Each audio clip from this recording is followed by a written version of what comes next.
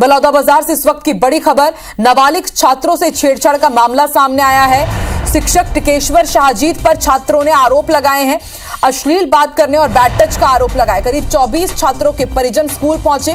बैजनाथ शासकीय प्राथमिक शाला की घटना है।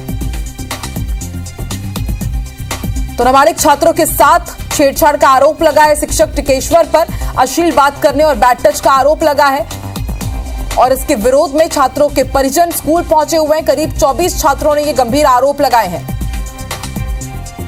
सुनील साहू संवाददाता हमारे साथ जुड़ चुके हैं। सुनील, क्या अपडेट है? शिक्षक के खिलाफ क्या कार्रवाई की जाएगी? शिक्षक का पक्ष सामने आया है क्या?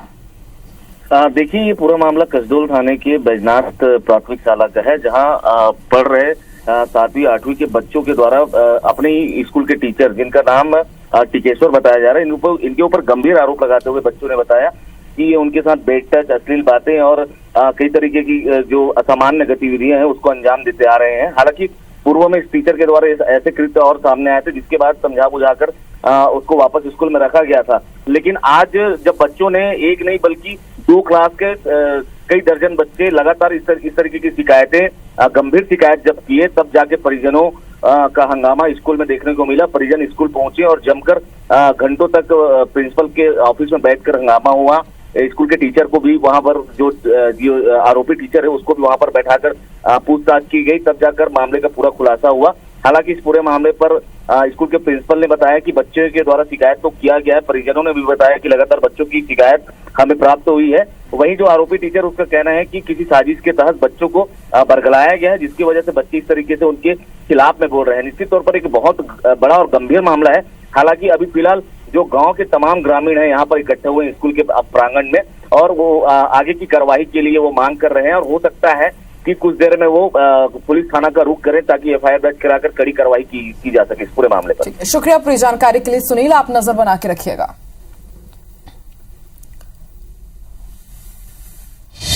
और बिग ब्रेकिंग अब आपको गरियाबंद से बता दें। गरियाबंद में नक्सलियों के मंसूबे नाकाम हुए हैं। सुरक्षा बलों ने नक्सलियों के मंसूबों को नाकाम कर दिया। सर्चिंग के दौरान पाइप बम और टिफिन बम मिला है। जवानों को नुकसान पहुंचाने के लिए बम लगाए गए थे। मौके पर जवानों ने बम को डिफ्यूज किया है। बैटरी, सोलर प्लेट और नक्सली दस्तावेज भी मिले हैं। तो एक्सक्लूसिव तस्वीरें आपको दिखा रहे हैं आईबीसी 24 पर। जवानों को सर्चिंग के दौरान टिफिन बम और पाइप बम मिला है। जवानों को नुकसान पहुंचाने के लिए, उन्हें निशाना बनाने के लिए यहां पर इन बम को प्लांट किया गया था। मौके पर जवान पहुंचे और उसके बाद इस बम को डिफ्यूज किया गया सावधानी पूर्वक। और न सिर्फ बम, बल्कि बताया जा रहा है कि बैटरी, सोलर प्लेट भी यहां पर मिला है और कुछ नक्सली सामान भी बरामद किया गया है।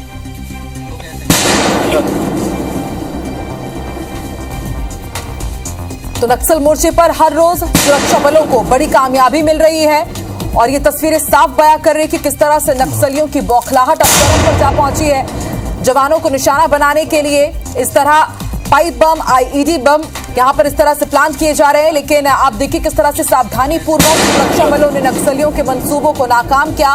पाइप बम और इसके साथ टिफिन बम यहां पर मिला और उसके बाद उसे मौके पर डिफ्यूज किया गया है। जवानों को नुकसान पहुंचाने के लिए यहां पर ये बम प्लांट किए गए थे, लेकिन समय रहते ही जवानों ने इसे डिफ्यूज कर दिया। फारूक मेमन हमारे साथ संवाददाता जुड़ चुके हैं। फारूक, कैसे ये पता लगाया गया कि यहां पर टिफिन बम और पाइप बम प्लांट किया गया था? जी, ये दरअसल घटना जो है आज प्रातः की है और पुलिस में अधीक्षक निखिल राखेजा ने एक पुलिस फोर्स यहाँ से रवाना किया था कुल्हाड़ी घाट और भालूडिगी में। दरअसल जिस दिन 16 नक्सलियों की जो वो हुई थी, अपना खत्म किए थे जवानों ने, उस दिन ये बात सामने आई थी और उन्होंने, पुलिस अधीक्षक ने कहा भी था कि वहां पर काफी टिफिन बम और जो पाइप बम बिछाए हुए हैं, जिससे कभी भी नुकसान हो सकता है। इसको देखते हुए आज उन्होंने फोर्स रवाना किया था और काफी छानबीन के बाद में उन्होंने 4 टिफिन बम बरामद किए हैं और 4 पाइप बम बरामद किए हैं। ऐसी स्थिति में ये ग्रामीणों को काफी नुकसान दे सकता था या जानवरों को और फोर्स को काफी नुकसान भविष्य में हो सकता था। इन स्थिति में काफी मात्रा में गोले बारूद भी बरामद हुए हैं, नक्सली साहित्य व अन्य सामान बरामद हुए हैं। इससे यह स्पष्ट हो रहा है कि नक्सलियों की संख्या वहां काफी थी और काफी दिनों से वो वहां डेरा डाले हुए थे। इन स्थितियों के बीच में जवानों ने जब आज वहां खोजबीन किया है तो उनको कुछ डायरी भी मिली है और उस डायरी के आधार पर पुलिस अधीक्षक जांच कर रहे हैं और पता लगा रहे हैं कि क्या स्थितियां बन रही है और कितने नाम उस डायरी में शामिल हैं। इन स्थितियों के बीच खोजबीन जारी है। ग्रामीण और शहरी नेटवर्कों को तलाशने की पुलिस जुटी हुई है। शुक्रिया पूरी जानकारी के लिए फारूक।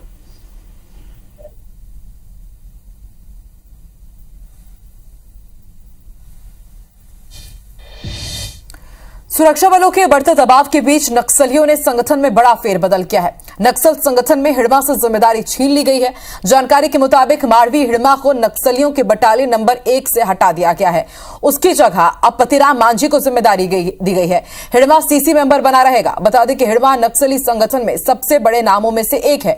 जानकारी के मुताबिक पिछले दिनों गरियाबंद ओडिशा बॉर्डर पर हुई पुलिस नक्सली मुठभेड़ में नक्सली रामचंद्र रेड्डी और चलपति की मौत के बाद तैयार किए गए डोजियार में हिड़मा को 12वें स्थान पर दिखाया गया है।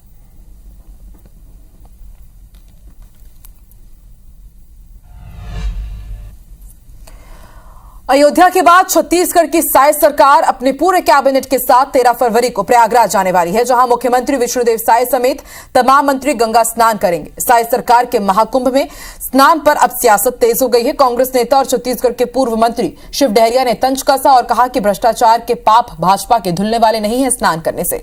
छत्तीसगढ़ में साल 2028 में बीजेपी को जनता धो देगी, जिस पर पलटवार करते हुए गृहमंत्री विजय शर्मा ने कहा कि मल्लिकार्जुन खड़गे भी गंगा स्नान पर अजीबोगरीब बयान देते हैं।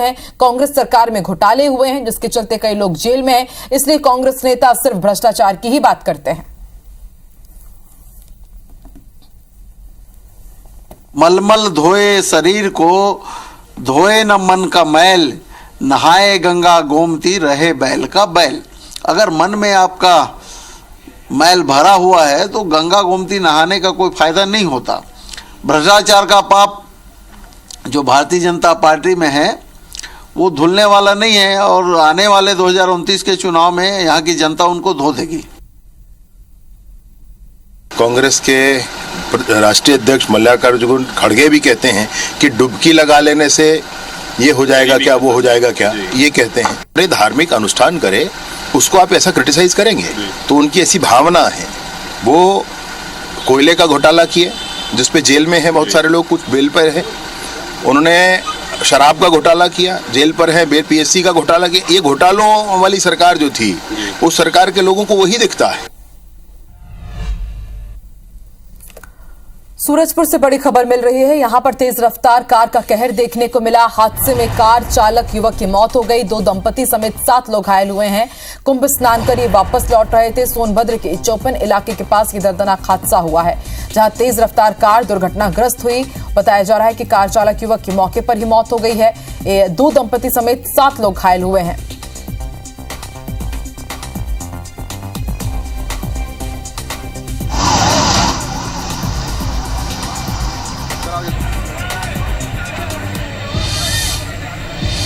नाम वापसी को लेकर छत्तीसगढ़ में सियासी घमासान लगातार बढ़ता जा रहा है। निकाय चुनाव से जुड़ा हुआ ये ताजा मामला अब रायगढ़ से सामने आया है, जहां कलेक्टर कार्यालय में बीजेपी और कांग्रेस कार्यकर्ता आमने सामने आ गए। कांग्रेस और बीजेपी कार्यकर्ताओं ने जमकर हंगामा किया। कांग्रेस कार्यकर्ताओं ने भाजपा पर नाम वापसी कराने का आरोप लगाया, जमकर नारेबाजी की। मौजूद बीजेपी कार्यकर्ताओं ने भी हंगामा किया। वहां मौजूद पुलिस अधिकारी कार्यकर्ताओं को समझाते नजर आए।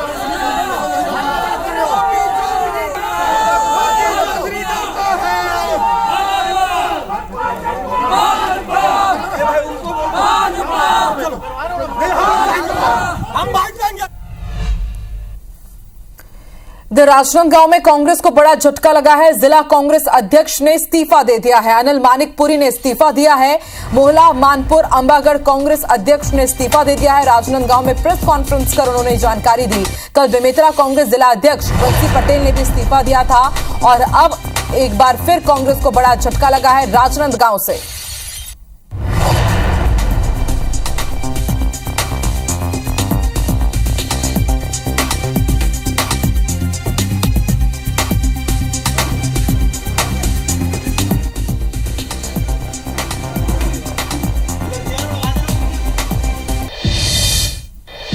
और अब रुक कर लेते हैं रायपुर का। निकाय चुनाव को लेकर के भाजपा का कार्यकर्ता सम्मेलन जारी है। बीजेपी कार्यकर्ताओं ने सीएम विष्णुदेव साय पर पुष्प वर्षा की है और अभी कार्यकर्ताओं को संबोधित कर रहे हैं सीएम। आज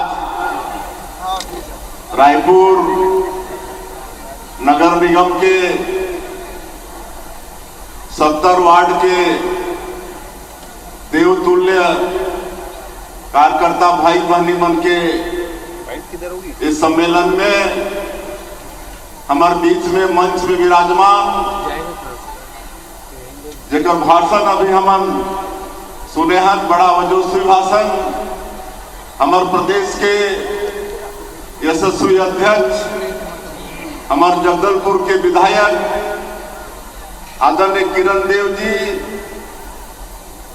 हमारे प्रदेश के डिप्टी सीएम और नगरीय प्रशासन विभाग के मंत्री जिनकर हुंकार ना भी आपन सुनो कि नहीं, श्री अरुण साहब जी के हुंकार सुनो कि नहीं आपन? 2023 के विधानसभा चुनाव में भी सुने रहा ना, कैसे हुंकार भरत रहे, का नारा दे रहे, नहीं सहिबो बदल के रहिबो, और आप मन के सहयोग से बदल के रख दिन। ऐसे पूर्व प्रदेश के अध्यक्ष श्री अरुण साहब जी, हमारे प्रदेश के पूर्व संगठन के महामंत्री आदरणीय राम प्रताप सिंह जी, विधायक आदरणीय सुनील सोनी जी, आदरणीय श्री राजेश मुढ़ा जी विधायक और पूर्व मंत्री, विधायक श्री पुरंदर मिश्रा जी, विधायक श्री मोतीलाल साहू जी, हमारे पद्मश्री विधायक श्री अनुज शर्मा जी, भरत वर्मा जी, लक्ष्मी वर्मा जी, और हमारे रायपुर नगर निगम के लोकप्रिय महापौर के प्रत्याशी श्रीमती मिनल चौबे जी, हमारे जिला के अध्यक्ष रमेश ठाकुर जी, पूर्व जिलाध्यक्ष जयंती भाई पटेल जी, पूर्व विधायक सुंदरानी जी, हमारे पार्टी के बहुत ही वरिष्ठ नेता आदरणीय चंद्रशेखर साहू जी, संदीप शर्मा जी, डॉक्टर सलीम राज जी, केदार गुप्ता जी, सचिदानंद उपासनी जी, प्रफुल्ल विश्वकर्मा जी, मैं करीब सबका नाम ला जानत हूँ, लेकिन समय ले ज्यादा समय लगी तो मैं उनसे क्षमा चाहते हुए सम्मानीय मंच और आज के एक कार्यकर्ता सम्मेलन में हमारे सबको 70 वार्ड के प्रत्याशी भाई बहनी मन और 70 वार्ड के हमारे देवतुल्य कार्यकर्ता भाई बहनी मन और हमारे मीडिया के साथी भाई मन, मैं सबकर लिए पहले आज के कार्यकर्ता सम्मेलन में आप मन के हृदय से अभिनंदन करत हूँ, आप मन के हृदय से स्वागत करत हूँ। हमारे प्रदेश अध्यक्ष जी के और डिप्टी सीएम साहब के बहुत ही वजूसी उद्बोधन आप पर सुने हैं। मैं तो आप मन से यही आग्रह करे पर आए हूँ कि आने वाला 11 फरवरी ला आप मन ला रायपुर नगर निगम के महापौर बनाना है और तो रायपुर से कार्यकर्ता सम्मेलन की शुरुआत हो चुकी है और इसके साथ ही भाजपा ने प्रचार प्रसार की भी शुरुआत कर दी है। आगे बढ़ते हैं, बड़ी खबर आपको बता दें, 6 फरवरी को छत्तीसगढ़ के दौरे पर रहेंगे केंद्रीय गृह मंत्री अमित शाह, डोंगरगढ़ पहुंचेंगे, आचार्य विद्यासागर की प्रथम पुण्यतिथि कार्यक्रम में शामिल होंगे। तो केंद्रीय गृह मंत्री अमित शाह एक बार फिर छत्तीसगढ़ आ रहे हैं। 6 फरवरी को डोंगरगढ़ आएंगे गृह मंत्री अमित शाह, आचार्य विद्यासागर की प्रथम पुण्यतिथि के कार्यक्रम में शिरकत करेंगे।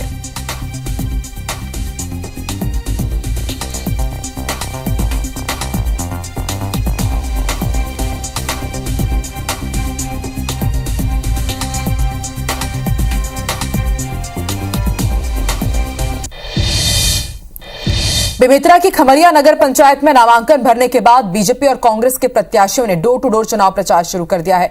दोनों दलों के प्रत्याशी घर घर जाकर लोगों से अपने लिए समर्थन मांग रहे हैं। बीजेपी के प्रत्याशी जहां विकास के नाम पर वोट मांग रहे हैं, तो वहीं कांग्रेस प्रत्याशी का कहना है कि उन्होंने पार्षद रहने के दौरान जनता की सेवा की है। उन्हें भरोसा है कि जिस तरह से पार्षद रहने के दौरान लोगों ने उन पर विश्वास जताया था, ठीक वैसे ही अध्यक्ष पद के लिए भी लोग उनका समर्थन करेंगे। ऊपर चौबे भैया ने विश्वास दिलाया है क्योंकि मैं पार्षद रह चुकी हूँ, जनता का भरोसा जीती हूँ, इसीलिए इस विश्वास के ऊपर ही मेरे को टिकट मिली है ना। और अब भी जनता के सेवा भाव से ही मैं मैदान में आई हूँ। समस्या सुनूंगी, सबको समझाने की कोशिश करूंगी, सबको पूरा करूंगी। देखिए, मुझ पर भाजपा ने विश्वास दिखाया है तो मैं उनकी कोशिश करूंगी उनके विश्वास पर पूरी तरह से खरी उतरूं। और मैं विगत वर्षों में देख रही हूं कि कांग्रेस की सरकार में यहाँ पर कुछ भी काम नहीं हुआ है। यहाँ की नाली, सड़कें, सबकी हालत दयनीय है और मैं चाहती हूँ कि यहाँ का विकास हो। इसी उद्देश्य से हम इस क्षेत्र में आए हैं और यहाँ का विकास हो, बस हमारा एजेंडा यही है। सूरजपुर में जिला पंचायत चुनाव दिलचस्प होता जा रहा है। जिला पंचायत के क्षेत्र क्रमांक 15 से पूर्व मंत्रियों के बेटा और बेटी आमने सामने हैं। कांग्रेस ने पूर्व मंत्री और कांग्रेस नेता तुलेश्वर सिंह के बेटे यशवंत सिंह को इस क्षेत्र से मैदान में उतारा है। तो वहीं पूर्व केंद्रीय राज्य मंत्री रेणुका सिंह की बेटी मोनिका सिंह ने भी नामांकन फॉर्म खरीदा है।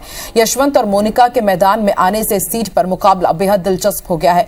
इस क्षेत्र से वर्तमान में तुलेश्वर सिंह की बेटी शशि सिंह जिला पंचायत सदस्य है।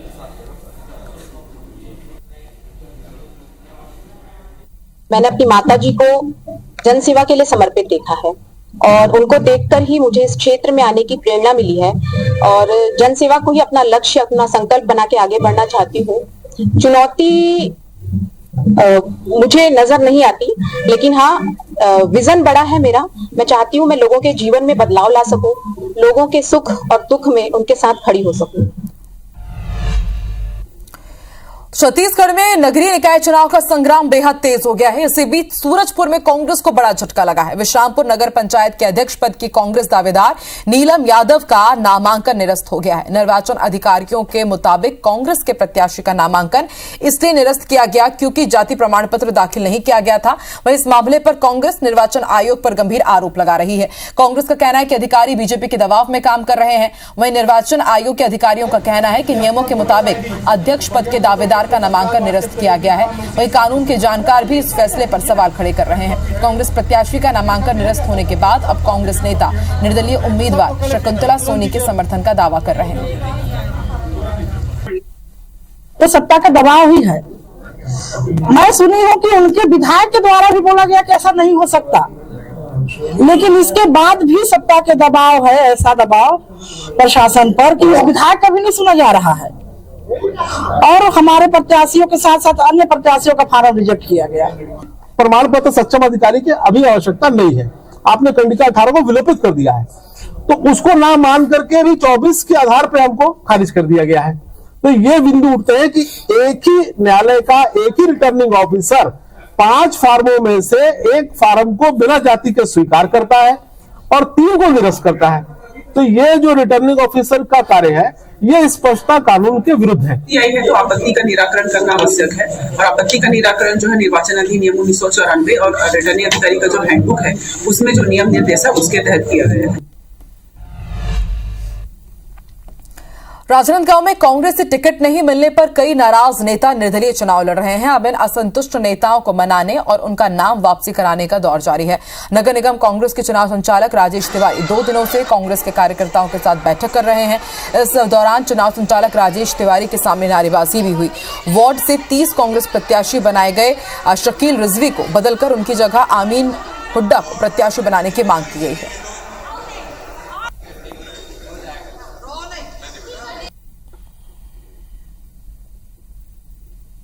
आज आपने जो देखा कांग्रेस भवन में भी विरोध, तो वो रिश्तेदार मेरा विरोध कर रहे हैं, यानी मेरे पक्ष में काम कर रहे हैं। तो इसलिए मुझे कोई बोलने की जरूरत नहीं और मैं चाहता हूँ पार्टी को भी एक बार फिर इस चीज को सोचना चाहिए जब तक बी फॉर्म नहीं जमा होता कि वो अगर अपना फैसला बदल दे तो मैं उनका बहुत आभारी रहूंगा। उसके भी यही सब समीक्षा करने के लिए मैं 2 दिन से यहाँ पे आ रहा हूँ। सारे वरिष्ठ नेता भी इस बात के लिए प्रयास में है क्योंकि कार्यकर्ता जैसे मेहनत करता है, जनता के बीच में संपर्क होती है, तो उसकी अपेक्षाएं होती है कि वो पार्षद के रूप में चुनाव लड़े। और अभी आज और कल 2 दिन हमारे पास समय है और काफी सारे साथियों से चर्चा हुई है जो अपनी नाम वापसी लेकर कांग्रेस के लिए वो फिर चुनाव प्रचार करेंगे। भारतीय बाजार में तहलका मचाने हीरो ने नए स्कूटर डेस्टिनी 125 को लॉन्च कर दिया है। हीरो मोटोकॉर्प का ये नया और मॉडर्न 125 सीसी स्कूटर है। नई हीरो डेस्टिनी 125 को स्मार्टफोन कनेक्टिविटी समेत कई एडवांस फीचर्स के साथ लाया गया है।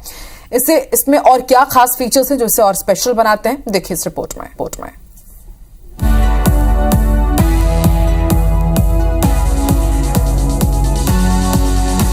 भारतीय बाजार में हीरो मोटोकॉर्प ने अपना नया स्कूटर डेस्टिनी 125 लॉन्च किया। रायपुर के साइंस कॉलेज में आयोजित राडा ऑटो एक्सपो 2025 में हीरो मोटोकॉर्प ने इस नए स्कूटर डेस्टिनी 125 को लॉन्च किया। इस लॉन्च इवेंट में राडा के अध्यक्ष Ravindra Bhasin, chamber of commerce के अध्यक्ष Amar Parwani, Chhattisgarh auto care dealer के मालिक सुभाष थुप्पड़ और राजधानी ऑटो केयर डीलर के मालिक सुनील थुप्पड़ शामिल हुए। हीरो मोटोकॉर्प की पूरी टीम की उपस्थिति में ये लॉन्चिंग की गई। राडा एक्सपो 2025 के दौरान हीरो मोटोकॉर्प के सभी दोपहिया वाहनों पर 15 फरवरी तक 50% रोड टैक्स की छूट दी जा रही है, जिससे ये स्कूटर खरीदने का बेहतरीन मौका है। हीरो देखिए हर साल नए नए मॉडल निकालता है। इस साल तो मॉडल की श्रृंखला निकल रही है। अभी ये पहला नया मॉडल आया है 2025 का 125 डेस्टिनी। ये अपने आप में बेमिसाल गाड़ी है। हीरो की नई डेस्टिनी 125 स्कूटर को नए डिजाइन के साथ लॉन्च किया गया। इसमें एच इंसिग्निया के साथ एक स्टाइलिश LED हेडलाइट सेटअप दी गई है। साथ ही इसमें इल्यूमिनेटेड स्टार्ट बटन के साथ टर्न इंडिकेटर्स दिए गए हैं। इस सीरीज में हमने डेस्टिनी 125 जो नई लॉन्च की है, उसके कुछ खास फीचर्स इस तरीके के हैं कि जिसमें कि सबसे बड़ी सीट है इस सेगमेंट की, साथ ही सबसे अच्छा माइलेज 56 किलोमीटर प्रति लीटर का जो माइलेज है वो देती है। साथ ही इसमें कुछ नए फीचर्स हैं, जैसे कि आप देखेंगे जब भी आप टर्न करते हो तो इंडिकेटर इसके ऑटोमेटिकली बंद हो जाएंगे। साथ ही इसमें क्रोम फिनिश के साथ जो स्टाइलिंग का लुक्स है वो बेस्ट इन क्लास है। नई हीरो डेस्टिनी 125 को 3 वेरिएंट में लॉन्च किया गया है, जो VX, ZX और ZX प्लस है। VX की एक्स शोरूम कीमत 80,450 रुपए है। 125 सीसी मतलब का इंजन आपको 110 सीसी के दाम में मिल रहा है, जो एक बहुत बड़ा USP है, अलॉन्ग विद बहुत सारे ऐसे फीचर्स जो आपको बाकी स्कूटर्स में इस सेगमेंट्स में नहीं मिलेंगे। हीरो डेस्टिनी 125 आधुनिक तकनीक, दमदार माइलेज, शानदार लुक और बेहतरीन सेफ्टी फीचर्स का परफेक्ट कॉम्बिनेशन है।